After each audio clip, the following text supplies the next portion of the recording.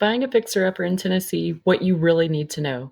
If you've been thinking about buying a fixer-upper either as an investment or just more affordable way to own a home, this will save you a ton of stress. The truth, fixer-uppers are back in style for a reason. Not everyone wants a polished, move-in ready home. Some of my buyers want potential. Some want sweat equity. Some want a way to get into a neighborhood they couldn't afford otherwise. And some want an investment property they can slowly build up over time. But fixer-uppers look different in East Tennessee than in other states. We have older homes, inherited estates, properties that have been vacant a bit, and homes that need modern updating, not just cosmetic paint jobs. Buying a fixer here isn't just about vision, it's about knowing what you're getting into. Let's break down the pros first. Lower purchase price. Fixer uppers typically sell under market value, which means you get instant equity if you improve them smartly. Smaller competition pool. A lot of buyers skip anything that needs work that gives you leverage. Flexibility. You can customize the home to your taste or investment strategy. Long term wealth building. Fixers are incredible stepping stones, especially if you plan to live in, fix it, and roll the equity into your next home or rental. Now, the cons, and these matter.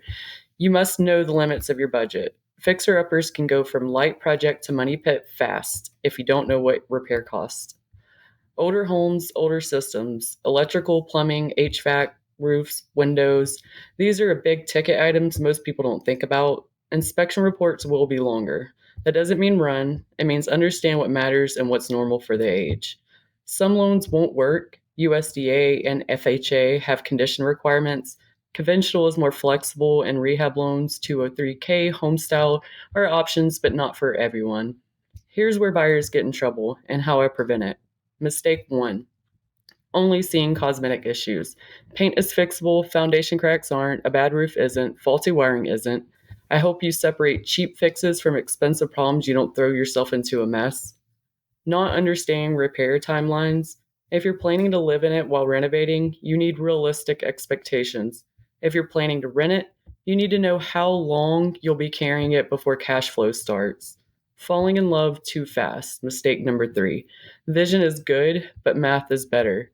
We will walk through numbers, comps, ARV, which is after repair value, neighborhood limits, and whether a project is worth it. My role as your buyer's agent with Fixer Uppers. I walk these properties with you, physically or virtually, and point out the things buyers often miss. I help you understand repair priorities, get contractor opinions if needed, run your numbers if it's an investment, compare ARV, evaluate neighborhood ceilings, choose the right loan type, negotiate credits or concessions, protect your inspection period, decide when to walk away. I'm not here to hype you up into buying a project. I'm here to help you buy the right project. A few real hurdles to be aware of. Insurance on older homes can be tricky. Old roofs, outdated wiring, wood stoves, these matter. Appraisals can require repairs, and the sellers may or may not agree to them. Materials and labor costs fluctuate.